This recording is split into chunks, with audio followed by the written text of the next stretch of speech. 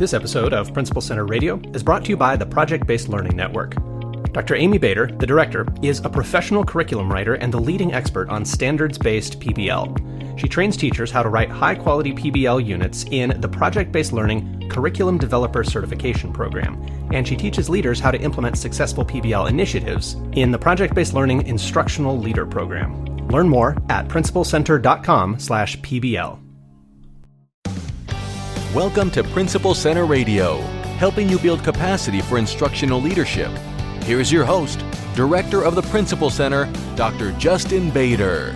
Welcome, everyone, to Principal Center Radio. I'm your host, Justin Bader, and I'm honored to welcome to the program John Travis. John is Senior Program Officer for Education at the Barr Foundation, where he focuses on the teacher and school leadership pipeline to help recruit, develop, retain, and cultivate the talented, diverse educators needed for the schools of today and tomorrow. John came to Barr after nearly 15 years as a frontline educator, first as a high school mathematics teacher in New Jersey, and then as a school and district leader in the Boston Public Schools. And in his most recent role, he served as the principal of the Ohrenberger School in West Roxbury. Prior to leading at the Ohrenberger, he trained as a principal fellow at the Harvard-Kent Elementary School in Charlestown and worked as Director of Human Capital Strategy with the Boston Public Schools Central Office, supporting school leadership pipeline development. And now, our feature presentation. John, welcome to Principal Center Radio. Thanks for having me. Well, I'm excited to talk with you about a current initiative of the Barr Foundation to strengthen school leadership called Strengthening School Leadership. Why don't we start by just having you tell us a little bit about the origin of that initiative and what some of the design features of it are? Yeah, absolutely. And thanks again for having me. So the Strengthening School Leadership Initiative at Barr predates my time at the foundation. So I joined Barr in 2022, as you mentioned, like stepping actually right out of the school leadership seat. And this actually was the body of work I was the most interested in when I took on the role of leading the Invest in Educator strategy at Barr, because the problem it was trying to solve felt like a very palpable, real problem that I was stepping out of, which is like, hey, how do we get school leadership right to ensure that the humans that we are asking to lead our schools towards excellence and great outcomes for all of our students are actually able to do that work incredibly well? And I think that there are some indicators that we knew about here in the state of Massachusetts that were telling us that we had concerns about the sort of the state of affairs about the role of school leadership across the state. So the work launched really back in 2019 with a report that was authored with a range of different stakeholders across the state, like leaders and experts, trying to articulate, like, what do we think is going on with school leadership in the state? Are there things that we're concerned about? And what are those concerns and challenges? And what might it look like to try to address them? And so there were four main challenges that were named back in that opening report that was authored by our partners, Tuned Education Partners. One challenge was about the scope of the role, which I'd love to get into a little bit. This just growing sense that the expectations that we place on school leaders have grown over time, and the role has become multifaceted and increasingly complex, and therefore very hard for single humans to fully embody and be excellent in all of the different things we're expecting of them. And then there's a range of other related challenges, from the quality of preparation for the role, for the kind of programmatic experiences that first novice school leaders are having before they step into the seat. Challenges with the presence or absence, actually, in a lot of contexts, of like an orientation towards coaching and supervision of school leaders. Like, what does it look like to help school leaders get better at what the thing is that they do? In our districts across the Commonwealth, structured or set up in a way to ensure that that work happens versus, hey, we hired you, you're in charge of the school, like you figure it out kind of thing. And then one of the other core challenges that we named is that in the Commonwealth of Massachusetts, with a growing and diversifying student population, there was a demographic mismatch between the students who attend our schools and the people who lead them. So those were like kind of the four key challenges that were named at the outset of that body of work.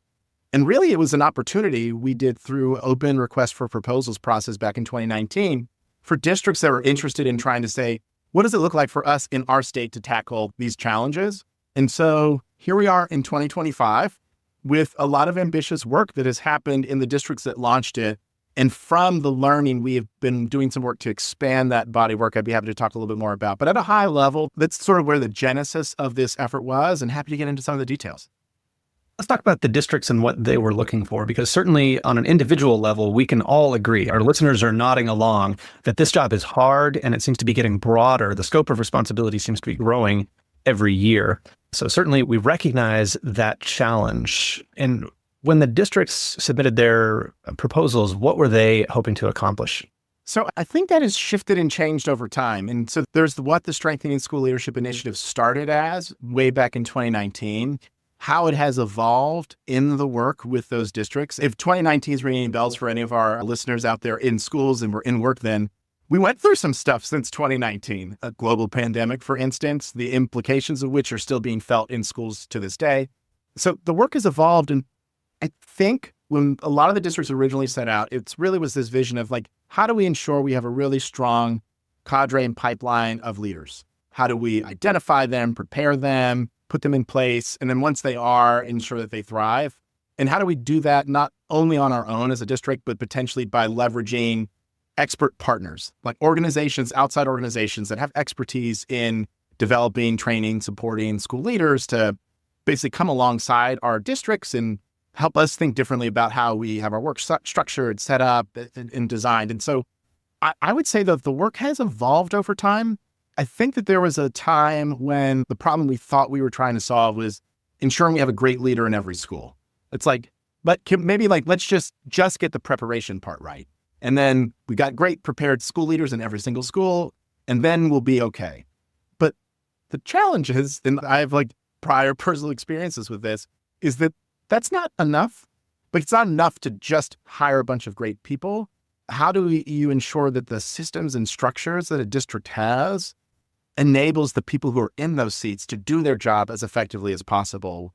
How do you remove barriers where you can? How do you ensure coherence and alignment in a school system? And I would say one of the pernicious challenges that we are still dealing with, and is likely true for a lot of our contexts that are still active in this work that started it, years ago, 6 years ago, knowing that the classroom instruction is actually the thing that almost everyone is after, wanting to see improved outcomes for students, improved instruction happening in classrooms, and just how hard it is for a leader to focus their time there, either directly or even in how they lead their school indirectly through secondary leaders. We do some surveys with our work to see what we are learning across our systems. And when we gathered a little over a year ago, one of the persistent challenges still was that so many of our school leaders across the places where we're doing work would still say they were not able to spend as much time as they would want trying to focus on instructional leadership. So it sounds like part of the goal for districts is, as you said, quality leaders in every school, having people who are equipped to do the job, having a system that is responsive to their needs and, set up in ways that make it functional. And I can certainly appreciate the challenges there, having worked in a large district, Seattle Public Schools, which I would not describe as dysfunctional, but it is a large system. And anytime you're dealing with systems like that, people run into challenges where the organization needs to learn how to meet the needs of the people who are on the front lines.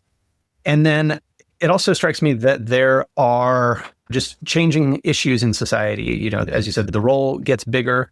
Even people who were well prepared may not be prepared for the new challenges. And certainly we've been through a lot in the past couple of years. So I wonder if we could talk a little bit now about the people who are personally experiencing the Strengthening School Leadership program now. What's some of the learning that they are embarking on to meet those challenges?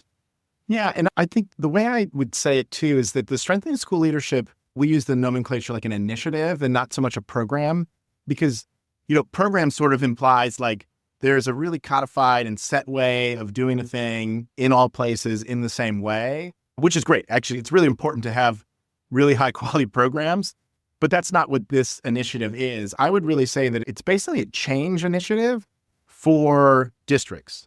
And it's really a process of how do districts shift their systems, structures, practices, training, development, support in order to enable success of the school, not only the school leaders, but really actually everybody who is implicated on the line of instructional improvement, from the people who coach, supervise, and develop school leaders in a district, down to the school leaders, to the folks that lead instructional teams in schools, whether they be assistant administrators or teacher leaders, but like a full articulation of having all of those humans basically swim and row in the same direction, if that makes sense. And that's what I think the work has been after, but it's actually articulated very differently across the districts that we've been working with, especially with our original cohort. we expect and anticipate with the launch of a new cohort of districts that we're going to continue to learn about different ways that this work could look. I mean, just to give you an example, we have a case study that's going to be coming out and going to be published shortly on our website about a change initiative in one of our original districts, Holyoke, Massachusetts, which is a high needs local education agency in Western Massachusetts. And Holyoke has been a part of our original cohort that started all the way back in 2019. And one of the things that they have been sort of after is like building an internal language within their leadership about like, what is a vision of what good instruction in the classroom looks like? Is everyone speaking the same language? And if you talk to someone in their district, someone at the school leader, if you talk to an assistant administrator, all the way down to the classroom, like would everyone say the same thing about what it is we're after, how we're trying to get there? And so that's a lot of the work they've been endeavoring to do. They've been partnered with a national organization, Relay Graduate School of Education, and have been working in close partnership with them where there's been both training, coaching, professional learning happening at multiple tiers of the system, from teacher leaders up through school-based administrative and other leaders to school leaders themselves to district leaders, all being sort of like trained and designed in the same direction. And that's like just one part of it. One of the other things the Holyoke Public Schools had pursued in their project was trying to shift and differentiate roles, like school-based roles around both like instructional leadership and operations, for instance, too, which has been another like trend that has been in the ether here over the last few years. Ways to take things off of the school leader's plate to allow them to focus on instruction more.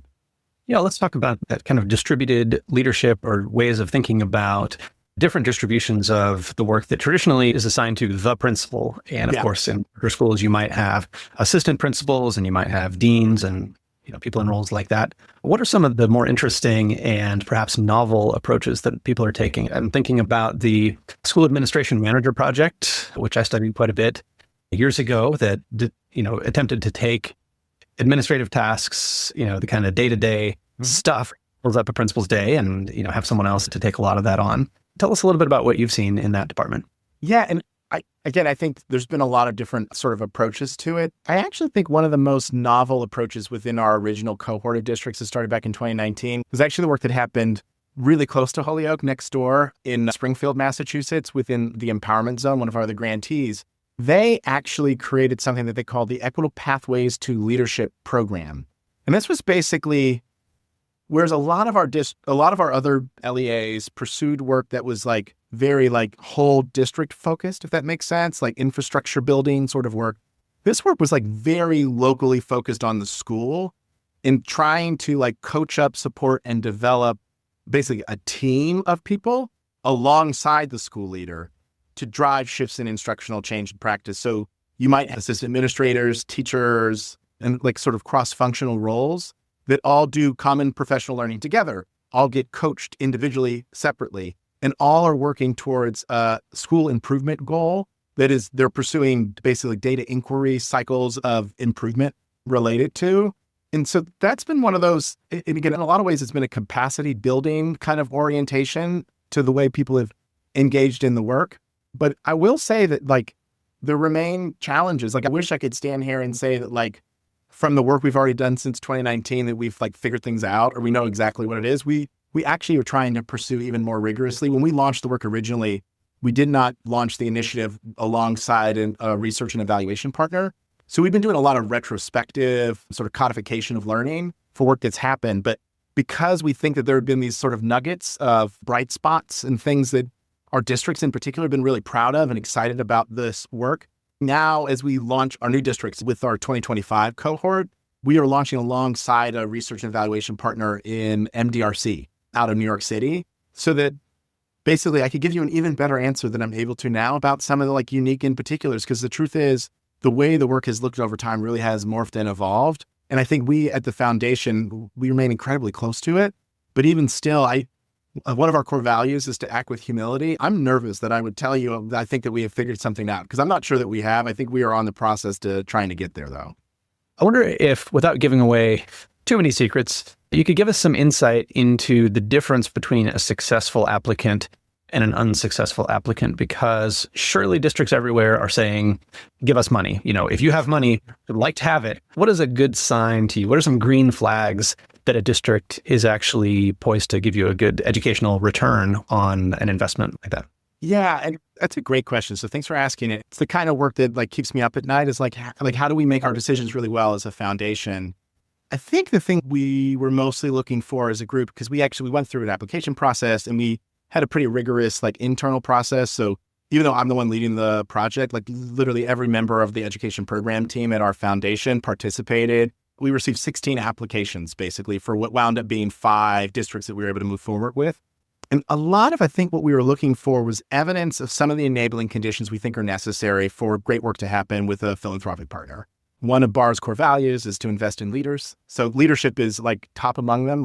What do we think is the state of leadership in the system? Not just the person in charge of it, but all the way down through the system. Do we feel like they have the leadership they need in order to take advantage of an opportunity like this and to kind of move it forward? That's absolutely one thing we're looking at.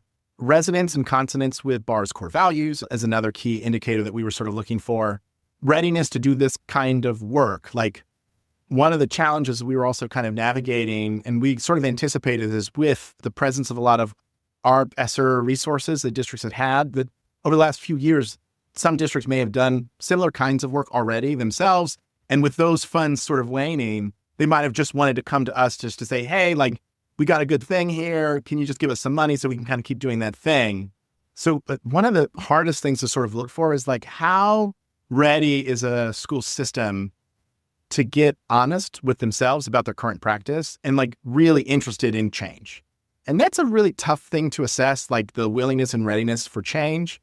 But we try to, through both the written applications as well as follow-ups with some of our finalist districts, and we always do additional diligence sort of outside of that for trying to make sense of readiness. We came down to these 5 systems across the state, from Western Massachusetts to north of Boston to the South Shore, that we thought had some of the particulars ready for kind of taking on this kind of change work. And I'm eager to see where their work goes in the years to come. Yeah. Well, I appreciate your insights there because, I think the strategic nature of your investments distinguishes the work that your foundation is doing from, charity. You're not giving districts money because you feel sorry for them. You're giving them money because you believe that they will make good use of it and develop leaders who will make a difference. And I think that's a crucial distinction. Yeah. And I would say too, one of the other big things that was in the call for this RFP is an interest in being leaders themselves, not just within their systems, but beyond. As I mentioned, we have a research and evaluation partner in MDRC that's going to be coming alongside and being actually a little closer to these districts as an external evaluation partner than we had with our original districts when we first launched. And not every district necessarily wants to be potentially put under a microscope in that way and have their change process sort of tracked and followed. But another thing that we're really looking for is that for systems that want to be seats of learning for others, because we believe that there are some nuggets here about things that we are learning, especially contextualized in our context. There are other foundations who've done tremendous work related to school leadership. The Wallace Foundation in particular is you have to acknowledge, I feel like we were standing on the shoulders of giants who've done tremendous work in this area. But even for a lot of Wallace's sort of seminal work around school leadership in New England, which is the regional focus of the Barr Foundation, those 6 New England states, our largest school district is the Boston Public Schools, where I came from. And it's largest by far. It's almost twice as big as the next largest district. And Boston barely cracks the top 100 of size of national districts, somewhere, between 45 and 50,000 students. So that's large for our region, but it's pretty small when you compare LEAs and districts across the country. And we think a lot of Wallace's work is applicable completely to different contexts. And yet it seems like as much as we have that research, lots of folks haven't just taken up the recommendations themselves everywhere. And we're kind of trying to figure out why to some degree.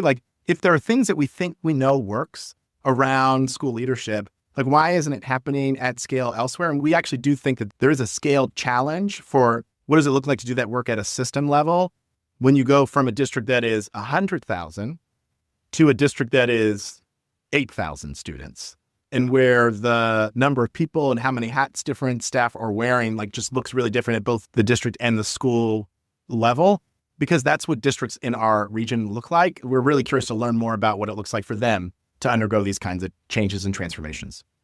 Well, we will definitely link in the show notes to the case study that you mentioned.